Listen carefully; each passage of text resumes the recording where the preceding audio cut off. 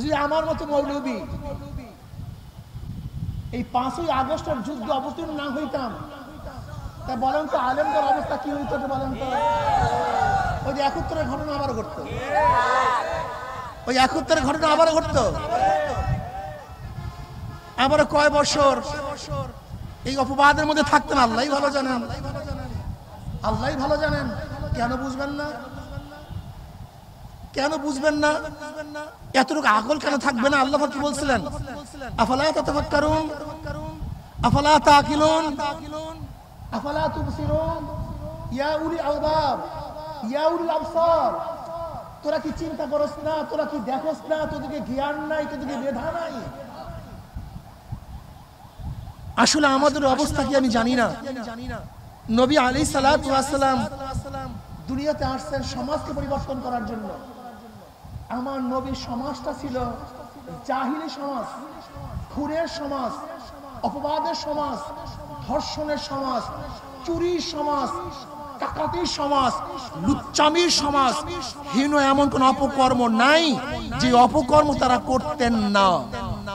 কিন্তু জনাবে মুহাম্মদ রাসূলুল্লাহ সাল্লাল্লাহু আলাইহি ওয়াসাল্লাম আসার পরে সেই সমাজটাকে পরিবর্তন করে ফেলছেন।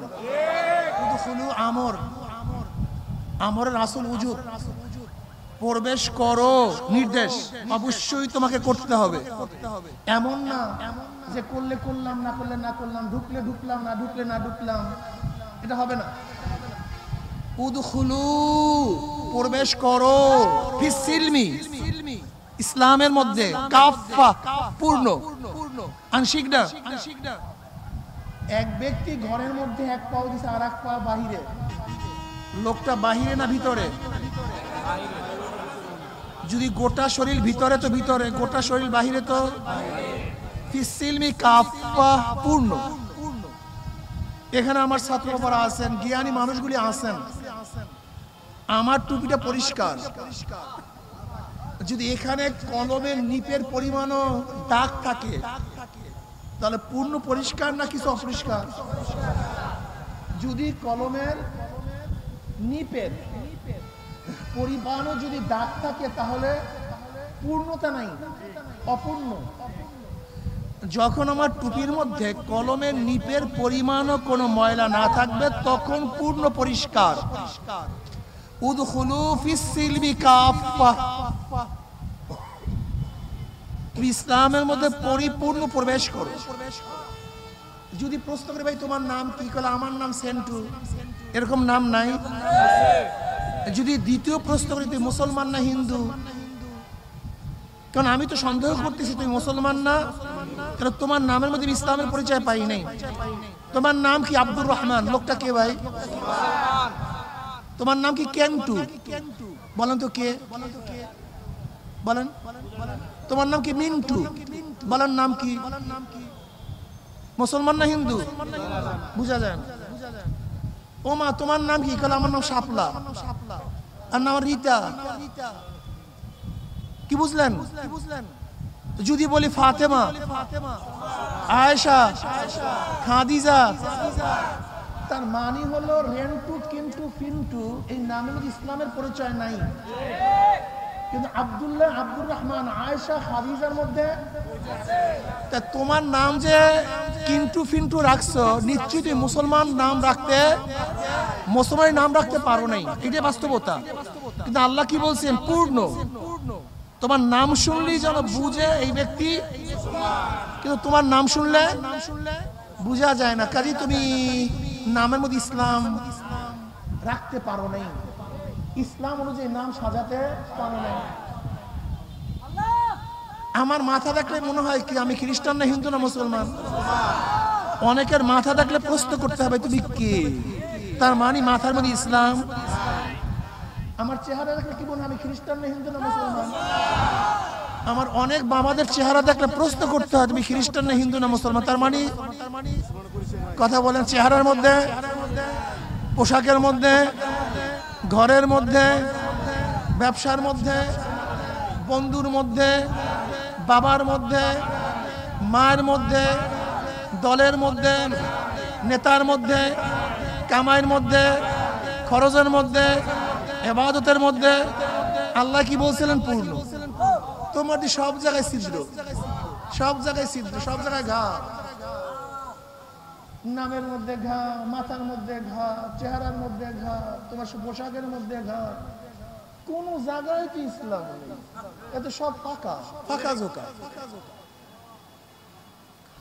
যদি একজন আলেমকে প্রশ্ন করে, ভাই এত কিছু হয়ে যাইতেছে, সব দেশ তছনছ হয়ে যাইতেছে, সেকুলাররা দখল করতেছে, তাহলে ভাই আমি তো বড় ইবাদত নিয়ে ব্যস্ত আছি, আমি তো বহুত বড় ইবাদতের মধ্যে আসছি। আসলে ইবাদত শব্দের অর্থ তিনি বোঝে নাই, সমস্যা এখানে। তাকদিম তাখির সম্পর্কে জানে না। ইউনাব্বাল ইনসানু ইয়াউমাইজিন বিমা কদ্দামা আখার। তাকদিম তাখির সম্পর্কে বোঝা নাই আর জানা নাই। তাকদিম তাখির বুঝেন তো? আল্লাহ পাক কিয়ামতের ময়দানে তাকদিম তাখির সম্পর্কে প্রশ্ন করবেন। এই কথাটা খুব ভালো মতো বুঝেন। কি সম্পর্কে প্রশ্ন করবেন? আগে এবং পরে সম্পর্কে। আগে এবং পরের সম্পর্কে প্রশ্ন করো, তুমি এই কাজটা আগে করলা কেন, এই কাজটা পরে করলা কেন, এই কাজটা আগে হওয়ার কথা ছিল, এই কাজটা পরে হওয়ার কথা ছিল, তুমি পরের কাজ আগে করছো, আগের কাজ পরে করছো, এই সম্পর্কেও জিজ্ঞাসিত হবেন। খুব ভালো মতো বুঝেন তো, তাকদিম তাখির করার কারণে, আগে পিছিয়ে করার কারণে ফরজিয়াত নষ্ট হয়ে যায়, কাজটা বাতিল হয়ে যায়, কাজটা ধ্বংস হয়ে যায়। নামাজ কি ভাই? কি আপনার সন্দেহ আছে নাকি? একসাথে বলেন। নামাজের মধ্যে রুকু করা কি? নামাজের মধ্যে সাজদা করা কি? কিন্তু এক ব্যক্তি রুকুর আগে সাজদা করছে, সাজদার পরে রুকু করছে, নামাজ ঠিক আছে না? আলহামদুলিল্লাহ। কেন? দুইটা তো ফরজ। রুকু ফরজ, সাজদাও। অসুবিধা কি? সে একটু রুকুর আগে সাজদা করছে, সাজদার আগে রুকু করছে, সমস্যা কি? কিসের কারণে? তাকদিম তাখির করার কারণে। দুটিও ফরজ, দুইটা কাজই ফরজিয়াত আদায় করছে, কিন্তু তাকদিম তাখির করার কারণে আমলটা বাতিল। তোমাকে অবশ্যই মনে রাখতে হবে, তুমি যে কাজগুলি করো আলেমরা, এটা ভালো কাজ, ফরজিয়াত কাজ, কিন্তু যখন বাতিলের মোকাবেলা করতে হবে তখন নফল করা, অন্য কাজ করা ফরজিয়াত তরক হয়ে যায়। এটা তুমি বোঝো নাই। নফল পড়া ভালো, কিন্তু পুরা জিহাদ লাগছে, যুদ্ধ লাগছে, বাতের মোকাবেলা সব অংশগ্রহণ করছে, তখন তুমি বসে বসে জিকির করতে আসো আর এককালে নামাজ পড়তে আসো। খুব ধ্যানের। তাকদিম তাখির তোমার ঠিক হয় নাই, তুমি ভুল করতেছো। এ সম্পর্কে আল্লাহ জিজ্ঞাসা করবেন।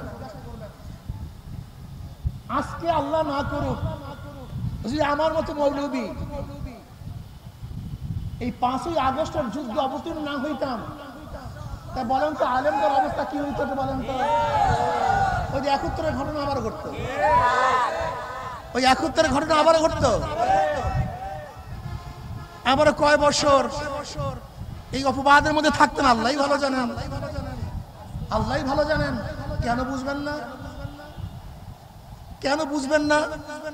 এতটুকু আকল কেন থাকবে না? আল্লাহ কি বলছিলেন?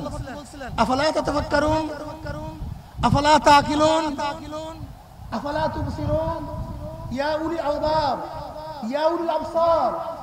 তোরা কি চিন্তা করছ না? তোরা কি দেখছ না? তোদেরকে জ্ঞান নাই, তোদেরকে মেধা নাই?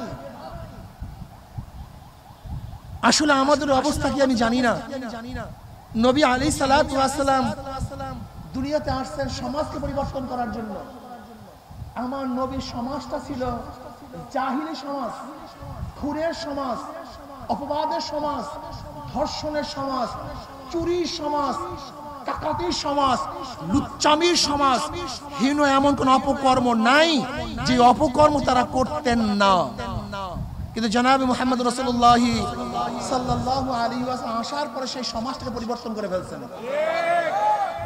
সেই অমানুষগুলি মানুষ হয়ে গেছে, সেই কালিযুক্ত মানুষগুলি স্বর্ণতুল্য হয়ে গেছে। হযরত দাহিয়াতুল কলবি রাদিয়াল্লাহু তাআলা আনহু নিজের একার হাতে নিজের ঔরসা 70টা কন্যা সন্তানকে জাতা কবর দিয়েছেন। আপনি চিন্তা করতে পারবেন সমাজের অবস্থা কি ছিল? কিন্তু জনাব মুহাম্মদ রাসূলুল্লাহ সাল্লাল্লাহু আলাইহি ওয়াসাল্লাম সোহবতে আসার পরে দাহিয়াতুল কলবির মান এত উচ্চ পর্যায়ে চলে গেছে, জিবরাইল আলাইহিস সালাতু অধিকাংশ সময় দাহিয়াতুল কলবি রাদিয়াল্লাহু তাআলা আনহুর সূরাত ধরে দুনিয়াতে আসতেন। এর জন্য তো নবী দুনিয়াতে আসতেন। অথচ আমরা আজকে সমাজের ব্যাপারে কোনো খবর রাখি না, আমার যুবক বাবাদের খবর রাখি না। আজকে দেশের মধ্যে মদ, জুয়া, গাঁজা, ফেন্সিডিলে ভরে গেছে, ইয়াবা তসনাস হয়ে গেছে, কিন্তু আমাদের ওলামায়ে কেরামের সেই চিন্তাও নাই। আজকে চাঁদা চলতেছে, আজকে জুলুম চলতেছে, অত্যাচার অবিচার চলতেছে। সেখানে শুধু কেন কলেজ ইউনিভার্সিটির ছাত্ররা বাধা দিবে, সেখানে মাদ্রাসার ছাত্ররা থাকবে না কেন? এরা আসবে না কেন? এই দায়িত্ব তাদের ছিল, এই কাজটা তো তাদের। এই সমাজকে পরিবর্তন করার দায়িত্ব তাদের, আলেমদের, তোলাবাদের। কেন আসছে না? কেন আসতে পারতেছে না? নিশ্চয়ই কোনো এক জায়গায় গলত আছে, নিশ্চয়ই কোনো এক জায়গায় ভুল আছে। আমার নবী আলাইহিস সালাতু ওয়াস সাহাবায়ে কেরাম রিদওয়ানুল্লাহ আজমাইন যেখানে যাইতেন সেই সমাজটাকে পরিবর্তন করতেন, যেই দেশে যাইতেন সেই দেশটাকে পরিবর্তন করতেন, যে এলাকায় যাইতেন সেই এলাকাটাকে পরিবর্তন করতেন। অথচ আমরা এলাকায় যাই, এলাকার কেউ আমাকে চিনি না। বহুত বড় বুজুর্গ আপনি, আমরা সাতার বুজুর্গ। যদি আপনি কম নিয়ে চিন্তা না করেন, জাতি নিয়ে চিন্তা না করেন, ফালাউলা নাফারা মিন কুল্লি ফিরকাতিন মিনহুম তাইফাতুন লিয়াতাফাক্কাহু ফিদ-দ্বীন ওয়া লিয়ুনযিরু কওমাহুম ইযা রাজাউ ইলাইহিম লাআল্লাহুম ইয়াহযারুন। যে এলাকা থেকে যাবেন, যে কওমের থেকে বের হবেন, সেই কওমে গিয়ে সেই কওমবাসীদেরকে হেদায়েত করবেন, রাহনুমাই করবেন, পথ দেখাবেন, মুক্ত করবেন, জাহিল সমাজ থেকে ইসলামের মধ্যে নিয়ে আসবেন। এর জন্য তো ইলম শিক্ষা গ্রহণ করার জন্য আসছেন। আপনাকে আল্লাহ বলে নাই যেখানে ইলম শিখছো ওখানে বসে দাও। ওয়াল ইউনযিরু কওমাহুম ইযা রাজাউ ইলাইহিম, কওমের কাছে যাও, কওমকে পথ প্রদর্শন করো, কওমকে ডাকো, কওমের সাথে মেলামেশা করো। অথচ তোমার সাথে কওমের কোনো পরিচয় নেই। তুই বড় আলেম, বহুত বড় মুহাদ্দিস। আজীব। জনাব মুহাম্মদ রাসূলুল্লাহ সাল্লাল্লাহু আলাইহি ওয়াসাল্লাম হিলফুল ফুজুল কখন করছেন? হিলফুল ফুজুল কি নবুয়তের পরে করছেন? হ্যাঁ, এটা নবুয়তের আগের ঘটনা। কাদের কি করছেন? নবী আলাইহিস সালাতু ওয়াস সালামের নবুয়তের আগে কেউ কি মুসলমান ছিল? কেউ কি মুমিন ছিল? তো হিলফুল ফুজুল সমস্তটা করছেন কাদেরকে নিয়ে? মুশরিকদেরকে নিয়ে, কাফেরদেরকে নিয়ে। কেন করছেন? কোন মুসলমানদের উপর জুলুম হয়েছে তার জন্য করেন নাই। এক বড় গরিব ব্যক্তি সে মুশরিক, তার উপরে ওই এলাকার ধনীরা জুলুম করার কারণে সে দুঃখের কবিতা বর্ণনা করতেছিল, আবৃত্তি করতেছিল। এইটা দেখার পরে জনাব মুহাম্মদ রাসূলুল্লাহ সাল্লাল্লাহু আলাইহি ওয়াসাল্লাম ওই বেঈমানদেরকে, জালেমদেরকে প্রতিহত করার জন্য, গরিবকে সাহায্য করার জন্য তিনি হিলফুল ফুজুল করেছিলেন। আপনি কি মুসলিমের মধ্যে রাওয়ায়াত দেখেন নাই? নবী আলাইহিস সালাতু বলেছেন, আজও আমার মনে চায় সেরকম হিলফুল ফুজুলের মতো কোনো সাহায্য সংস্থা যদি আসে আমি তাদের সাথে এখনো কাজ করব। এইভাবে নবী আলাইহিস সালাতু ওয়াসাল্লাম কথা বলেছেন। আজকে আমাদের মধ্যে সে সমাজ বিপ্লবের চিন্তা আমাদের মধ্যে নাই, নীতি পরিবর্তন করে চিন্তা আমার মধ্যে নাই। এই কারণেই আজকে আলেম ওলামাদেরকে মানুষ শ্রদ্ধা সম্মান করে, কিন্তু নেতা হিসাবে গ্রহণ করে না। আল ইনসান আব্দুল ইহসান, আল ইনসান আব্দুল ইহসান। মানুষ ইহসানের গোলাম, মানুষ ইহসানের গোলাম। আপনি যাকে ইহসান করবেন মানুষ ইহসান ভুলতে পারে না। এর জন্য আমি তোলাবাদেরকে বলবো, ওলামাদেরকে বলবো, এই সমাজ গড়ার চিন্তা করতে হবে। গাঁজা মুক্ত, মদ মুক্ত, ইয়াবা মুক্ত, জুলুম মুক্ত, ধর্ষণ মুক্ত, ইফতিজিং মুক্ত একটা দেশ আমাদের উপহার দিতে হবে ইনশাআল্লাহ। কি রাজি আছেন ইনশাআল্লাহ? প্রিয় ভাইরা আমার, আসুন আমরা দেশকে গড়ার চেষ্টা করি, সুন্দর একটা দেশ গড়ব। ওয়ালা তালবিসুল হাক্কা বিল বাতিল, কিন্তু খবরদার হকের সাথে বাতিলকে মিশ্রণ করা যাবে না। আজ কিন্তু হক বাতিলকে মিশ্রণ করার চক্রান্ত চলতেছে। ভালো ভালো কথা বলে হক এবং বাতিলকে মিশ্রণ করার যে চক্রান্ত চলতেছে, সতর্ক থাকতে হবে। কি থাকতে হবে?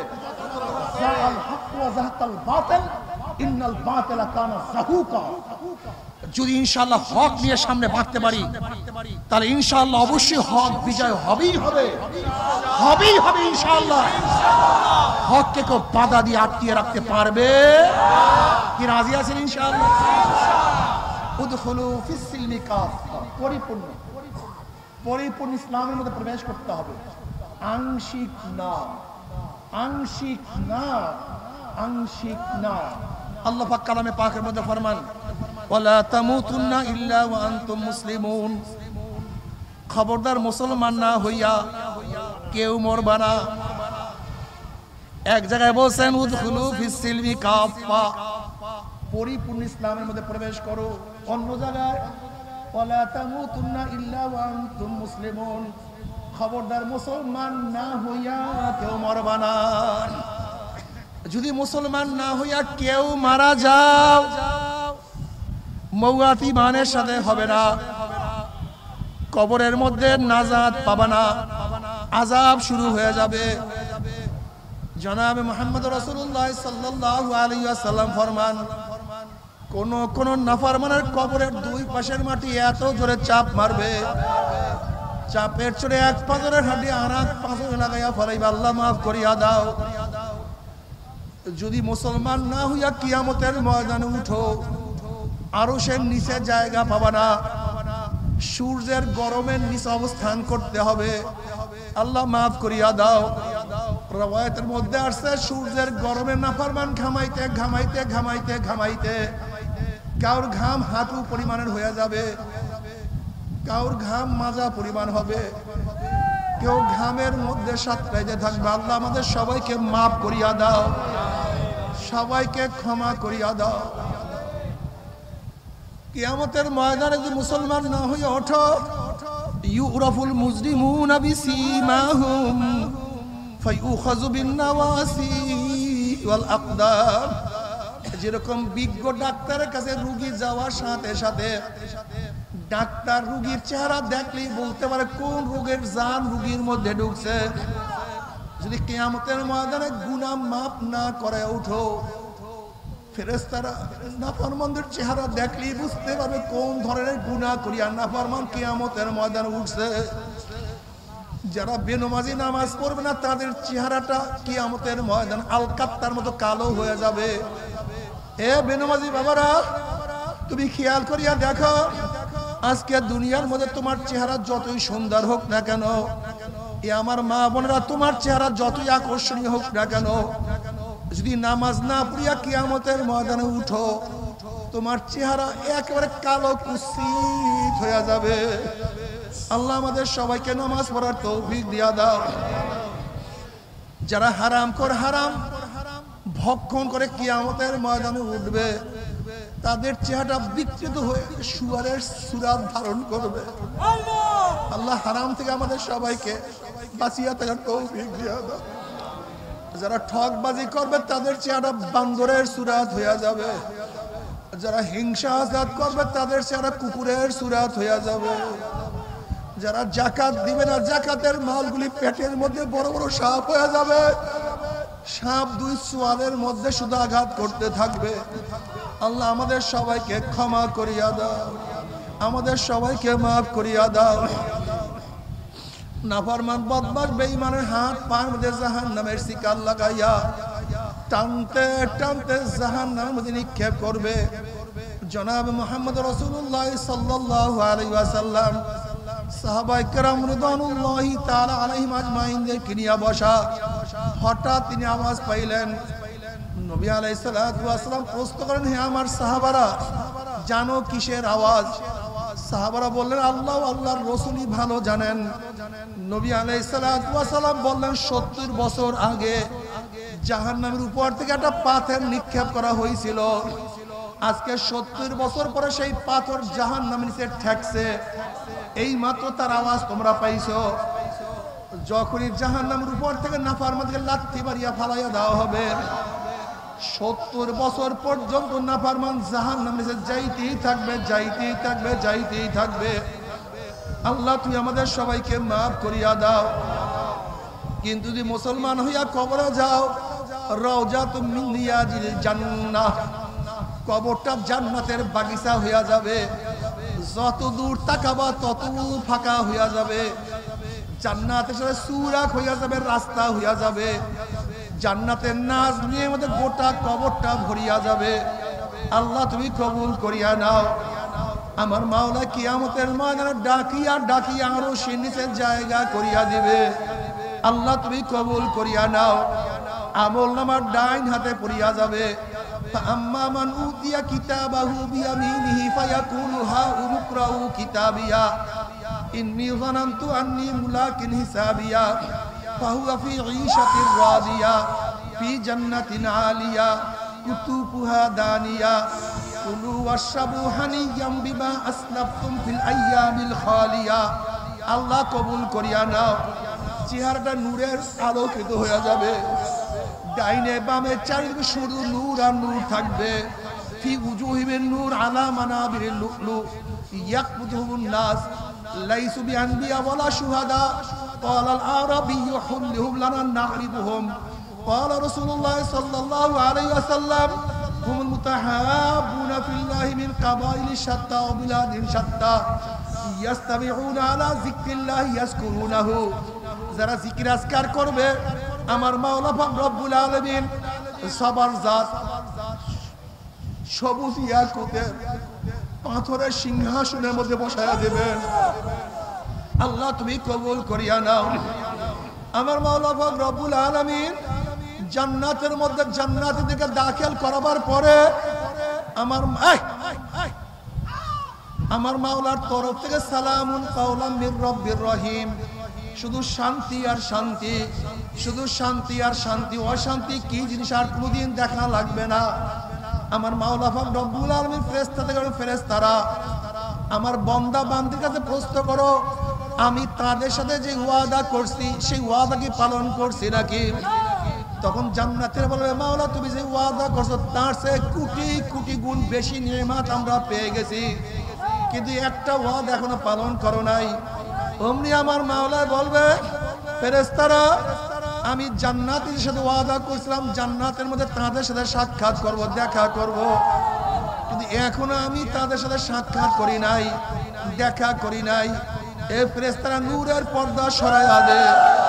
যখন ৭০,০০০ নূরের পর্দা সরাইয়া দেওয়া হবে, নবী আলাইহিস সালাতু ওয়াস সালাম ফরমান সাতারাউনা রাব্বাকুম কামা তারাউনাল কমারা লাইলাতাল বদরে।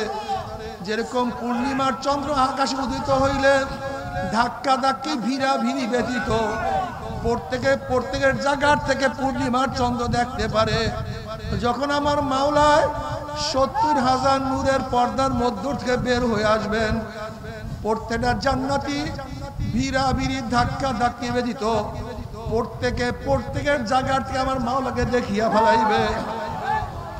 আমার মাওলাকে দেখার সাথে সাথে সমস্ত জান্নাতীরা সেজদার মধ্যে পড়িয়া যাবে। এক সেজদার মধ্যে কোন রওয়ায়াত আছে ৪০,০০০, কোন রওয়ায়াত আছে ৭০,০০০ বছর কাটিয়া যাবে। জান্নাতীদের হুঁশ থাকবে না। আল্লাহ তুমি কবুল করিয়া নাও। তবে মুমিন মুসলমান বলতে সবাই মনে চায় গুনাহ থেকে ফিরিয়া না কামল করিয়া মাওলার জান্নাত মধ্যে সবাই যাইতে মনে চায়। গুনাহ নিয়া মাওলার জাহান্নামে কাউ এই বেয়াকুব কোথাকার অসভ্য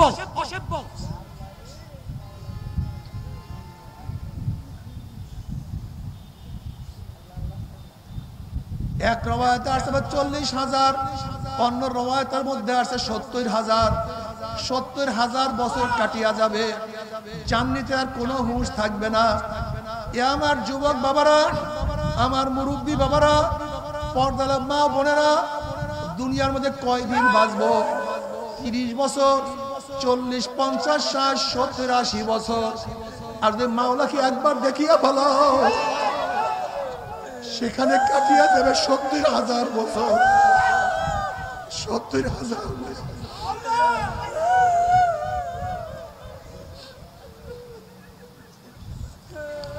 নবী আলাইহিস সালাতু ওয়াস সালাম ফরমান মান আহাব্বা লিকা আল্লাহ আহাব্বাল্লাহু লিকাহু ওয়া মান কারিহা লিকা আল্লাহ কারিহাল্লাহু লিকাহু। আমার মাওলার সাথে সাক্ষাৎ করাকে পছন্দ করে, আমার মাওলা তাদের সাথে সাক্ষাৎ দেওয়ার জন্য অপেক্ষায় আছে। আমার মাওলার সাথে সাক্ষাৎ করতে চায় না,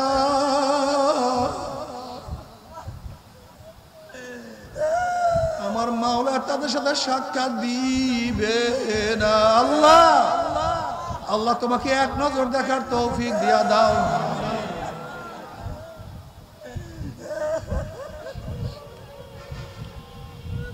তবে মুমিন মুসলমান বান্দা সবাই মনে চায় গুনাহ থেকে ফিরিয়া না কামল করিয়া মাওলার জান্নাতে সবাইরই যাইতে মনে চায়। গুনাহ নিয়া মাওলার জাহান্নামে কাউরি কিন্তু যাইতে মনে চায় না। কিন্তু কেনই বা আমরা নেক আমল করতে পারি না, কেনই বা গুনার কাম ছাড়তে পারি না? এর মূল কারণ আপনার এবং আমার পিছনে নফস এবং শয়তান লাগিয়া রয়েছে। এই নফস এবং শয়তান থেকে ফেরার জন্য যে কোনো একজন হক্কানি আল্লাহর ওলির হাতে হাত দিতে হবে রে বাবা। খবরদার, বর্তমান জমানায় পীর মুরিদের নামে ভেজাল, ব্যবসা, দলাদলি, হিংসা, হাসাদে পরিণত হয়ে গেছে। সমস্ত আল্লাহর ওলির একমত, যেই পীরের 5 জন মুরিদের মধ্যে কম পক্ষে 3 জনকে দেখবেন আলহামদুলিল্লাহ সুন্নাত মাহফিল আমল আকলাক মজবুত হয়ে যাইতে আছে, গুনার কাম ছাড়তে আছে, নেকের আমল ধরতে আছে, কলব নরম হইয়া চোখে পানি আসতে আছে। বৃক্ষতর নাম কি, ফলে পরিচয়। আমি চরমোনাই বুঝি না, চরমোনার দাওয়াত, প্রশংসা, প্রচার প্রসার করার জন্য আসি নাই বাবা। চরমোনাই যাওয়ার তোমার কোনো দরকার নাই, কোনো দরকার নাই, কোনো দরকার নাই। তুমি যার কাছে গিয়া পারো গুনার কাম ছাড়ো, নেকের আমল ধরো, কলব নরম করিয়া চোখে পানি নিয়া মাওলার কবরে যাইও। যেরকম দুনিয়ার ঘরে আগুন লাগলে পানি ছাড়া নিভানো যায় না, ঠিক তদ্রুপ তোমার এবং আমার গুনার দ্বারা যে জাহান্নামের আগুন জ্বলিয়া রইছে, চোখের পানি ও ছাড়া কিন্তু জাহান্নামের আগুন নিভানো সম্ভব না। কাজে আমার জন্য দোয়া চাই, আমিও দোয়া করি, সবাই সবার জন্য প্রাণ খুলিয়া দোয়া করো, যেন কিয়ামতের ময়দানে গলাগলি বাঁধিয়া মাওলা একসাথে জান্নাতে যাওয়ার তৌফিক দিয়া দেয়। আল্লাহুম্মা আমিন।